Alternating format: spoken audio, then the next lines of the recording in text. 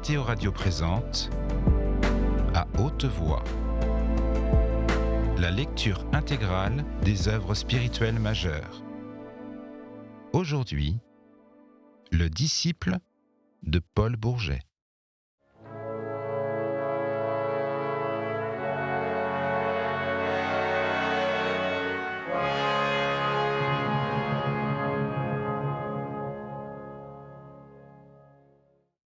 Toute la différence d'âme qui nous a séparés, ma mère et moi, tenait déjà dans cette phrase qu'elle prononçait par un froid matin d'hiver en revenant sous les arbres du cours Sablon.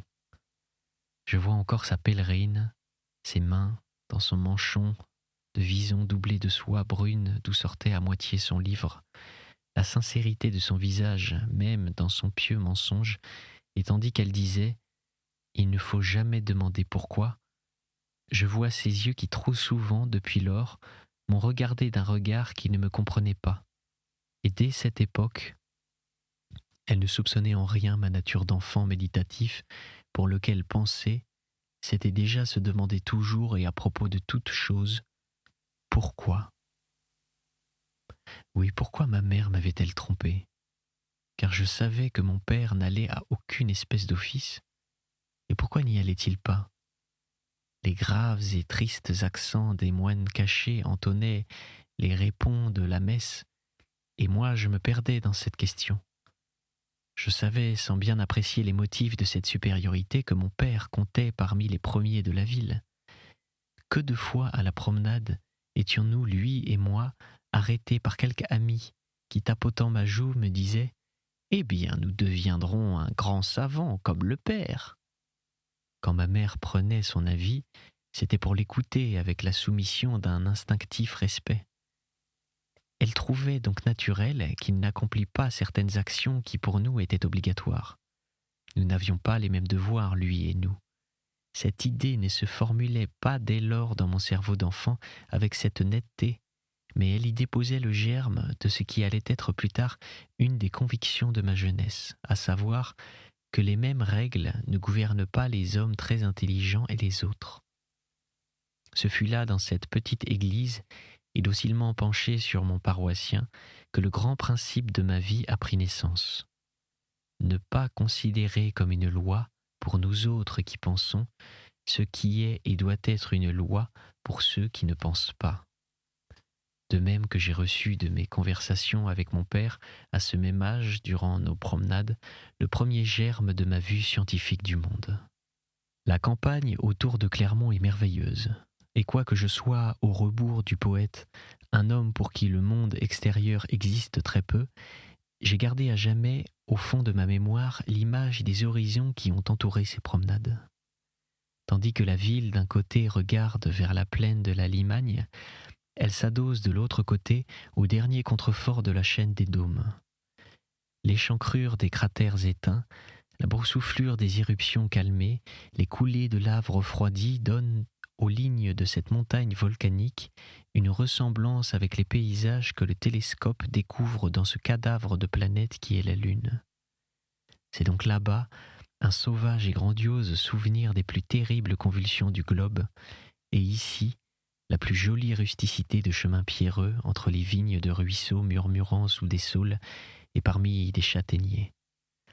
Les grands bonheurs de mon enfance ont consisté dans d'interminables vagabondages avec mon père et sur tous les sentiers qui vont ainsi du puits de Crouël à Gergovie, de Royat à Durtol, de Beaumont à Grave-Noir. Rien qu'à écrire ces noms, ma mémoire rajeunit mon cœur. Me revoici le petit garçon qu'un portrait conservé me montre avec ses longs cheveux, avec ses jambes serrées dans des guêtres de drap qui cheminent en tenant la main de son père. D'où lui venait ce goût des chants à lui, le savant mathématicien, l'homme de cabinet et de réflexion abstraite. J'y avais songé souvent depuis, et je crois avoir découvert à son occasion une loi peu connue du développement des esprits. Nos goûts de jeunesse persistent, même quand nous nous sommes développés dans un sens contraire à eux, et nous continuons de les pratiquer en les justifiant par des raisons intellectuelles qui les excluraient. Je m'explique. Mon père aimait la campagne, naturellement, parce qu'il avait été élevé dans un village que tout petit, il avait passé des journées entières au bord des ruisseaux parmi les insectes et les fleurs. Au lieu de s'abandonner à ses goûts d'une manière simple, il y mélangeait ses préoccupations actuelles de savant. Il ne se serait point pardonné d'aller dans la montagne sans y étudier la formation du terrain, de regarder une fleur sans en déterminer les caractères et sans en découvrir le nom, de ramasser un insecte sans se rappeler sa famille et ses mœurs. Grâce à la rigueur de sa méthode en tout travail, il était arrivé ainsi à une connaissance très complète de la contrée. Et quand nous marchions ensemble, cette connaissance faisait la matière unique de notre entretien. Le paysage des montagnes lui devenait un prétexte pour m'expliquer les révolutions de la terre. Il passait de là sans effort, avec une clarté de parole qui me rendait de telles idées perceptibles à l'hypothèse de Laplace sur la nébuleuse, et j'apercevais distinctement en imagination les protubérances planétaires s'échappant du noyau enflammé de ce torride soleil en rotation. Le ciel de la nuit, par les beaux mois d'été, devenait une espèce de carte qu'il déchiffrait pour mes yeux de 10 ans, et où je distinguais l'étoile polaire, les 7 étoiles du chariot, Vega de la lyre, Sirius, tous ces univers inaccessibles et formidables dont la science connaît le volume, la position et jusqu'aux métaux. Il en était de même des fleurs qu'il me dressait à ranger dans un herbier, des cailloux que je cassais sous sa direction avec un petit marteau en fer, des insectes que je nourrissais ou que je piquais suivant les cas. Bien avant que l'on ne pratiquât dans les collèges les leçons de choses, mon père appliquait à mon éducation première sa grande maxime « Ne rien rencontrer que l'on ne s'en rende compte scientifiquement », conciliant ainsi la paysannerie de ses premières impressions avec la précision acquise dans ses études mathématiques. J'attribue à cet enseignement le précoce esprit d'analyse qui se développa en moi dès cette première adolescence et qui se serait sans doute tourné vers les études positives si mon père avait vécu. Mais il ne devait pas achever cette éducation entreprise d'après un plan raisonné dont j'ai retrouvé les traces dans ses papiers. Justement, au cours d'une de ces promenades et dans l'été de ma 10e année, nous fûmes surpris, lui et moi, par un orage qui nous mouilla l'un et l'autre jusqu'aux os. Nous étions en nage d'avoir marché. Pendant le temps que nous mîmes à revenir avec nos vêtements ainsi trempés, mon père eut très froid. Le soir, il se plaignit d'un frisson. 2 jours après, une fluxion de poitrine se déclarait, et la semaine suivante, il était mort. Comme je veux, dans cette indication sommaire des diverses causes qui m'ont formé mon âme de jeune homme, éviter à tout prix ce que je hais le plus au monde, l'étalage de la sentimentalité subjecte, je ne vous raconterai pas, mon cher maître, d'autres détails sur cette mort. Il y en eut de navrants, mais je ne sentis leur tristesse qu'à distance et que plus tard. Je me rappelle, quoique je fusse un garçon déjà grand et remarquablement développé, avoir éprouvé plus étonnamment que d'affliction. C'est aujourd'hui que je regrette vraiment mon père, que je comprends ce que j'ai perdu en le perdant. Je crois vous avoir nettement marqué ce que je lui dois, le goût et la facilité de l'abstraction, l'amour de la vie intellectuelle, la foi dans la science, le précoce maniement de la bonne méthode. Voilà pour l'esprit. Pour le caractère, la première divination de l'orgueil de penser est aussi un élément un peu morbide, cette difficulté d'agir qui a pour conséquence la difficulté de résister aux passions lorsqu'elles vous entraînent.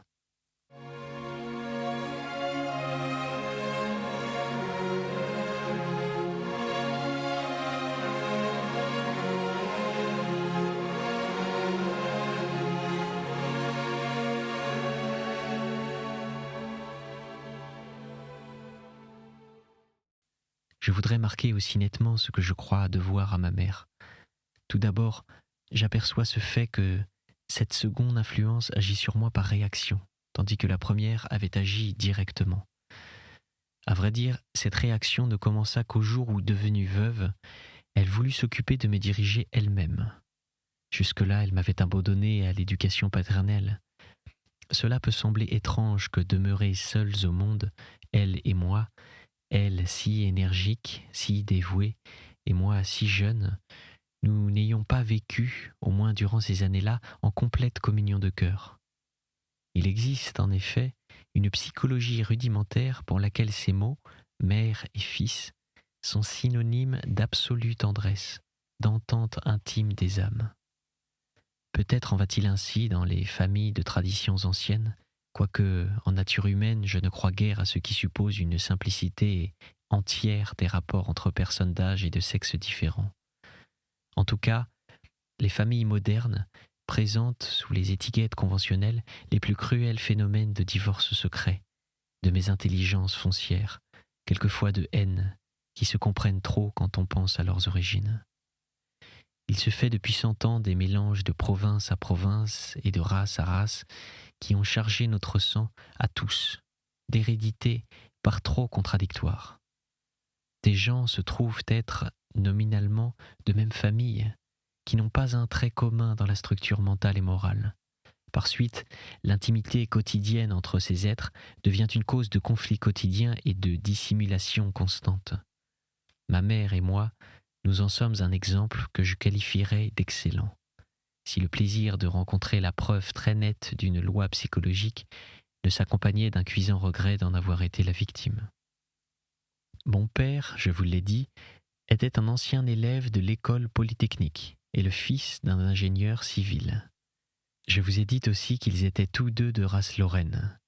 Il y a un proverbe qui dit « Lorrain traître à son roi et à Dieu même ». Cet épigramme exprime sous une forme inique cette observation très juste qu'il flotte quelque chose de très complexe dans l'âme de cette population de frontières.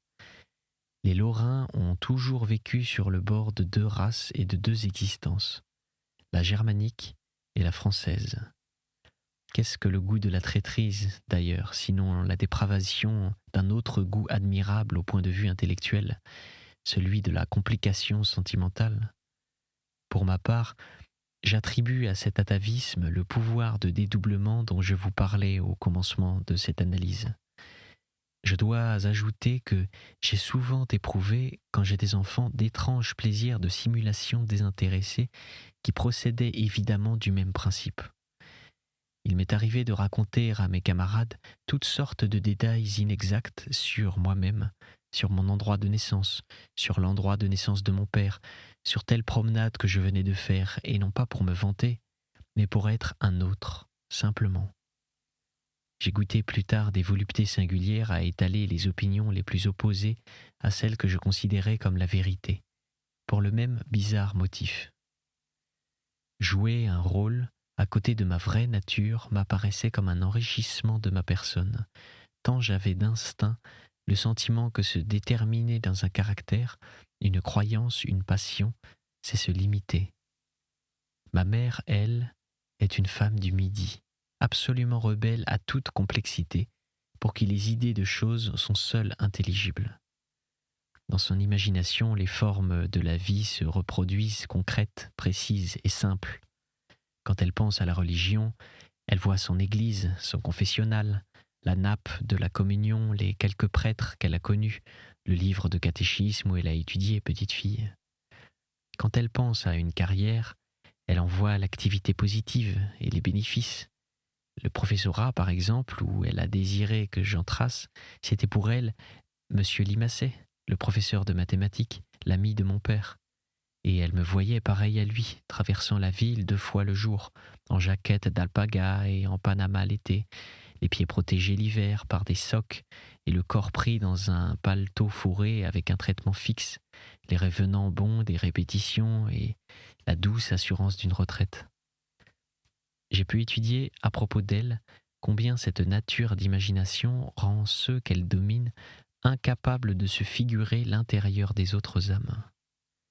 On dit souvent de ces gens-là qu'ils sont despotiques et personnels, ou qu'ils ont un mauvais caractère. En réalité, ils sont devant ceux qu'ils fréquentent comme un enfant devant une montre. L'enfant voit marcher les aiguilles. Il ne sait rien du rouage caché qui les fait mouvoir. De là, quand ces aiguilles ne vont pas à sa fantaisie, à les violenter et à fausser les ressorts de la montre, il y a juste l'épaisseur d'une impatience. Ma pauvre mère fut ainsi avec moi.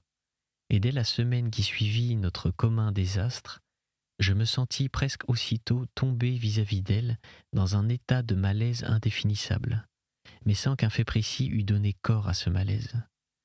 La première circonstance qui m'éclaira sur le divorce commencé dès lors entre nous deux, dans la mesure où ma tête d'enfant pouvait être éclairée, date d'un après-midi d'automne, 4 mois environ après la mort de mon père. L'impression reçue fut si forte que je me la rappelle comme si elle datait d'hier. Nous avions dû changer d'appartement et nous avions loué le 3e étage d'une maison tout en hauteur dans la rue du Billard, ruelle étroite qui contourne les ombrages de la place des petits arbres devant le palais de la préfecture. Ma mère avait été déterminée à ce choix par l'existence d'un balcon où j'étais justement en train de jouer durant ce bel après-midi.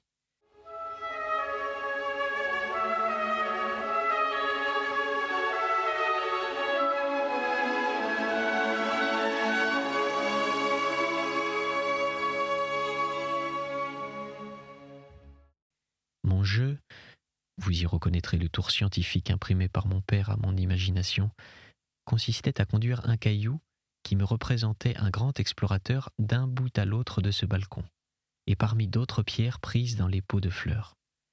Ces autres pierres me figuraient les unes des villes, les autres des animaux curieux dont j'avais lu la description. Une des fenêtres du salon donnait sur ce balcon. Elle était entr'ouverte, et mon jeu m'ayant amené jusque-là, j'entendis que ma mère parlait de moi avec une visiteuse. Je ne pus me retenir d'écouter avec ce battement de cœur que m'a longtemps donné l'idée de ma personnalité jugée par les autres. Plus tard, j'ai compris qu'entre notre être véritable et l'impression produite sur nos proches, même sur nos amis, il n'y a pas plus de rapport qu'entre la couleur exacte de notre visage et la couleur de son reflet dans une glace bleue, verte ou jaune. « Peut-être, disait la visiteuse, vous trompez-vous sur le compte de ce pauvre Robert. À 10 ans, on est si peu informé. »« Dieu vous entende, reprenait ma mère. Mais je tremble qu'il n'ait aucune espèce de cœur. Vous n'imaginez pas comme il a été dur lors de la mort de son père. Le lendemain, il avait l'air de n'y plus penser. Et depuis, jamais un mot. Vous savez, un de ces mots qui font voir que l'on se souvient de quelqu'un. Quand je lui parle, il me répond à peine. On dirait qu'il n'a jamais connu ce cher homme qui était si bon pour lui.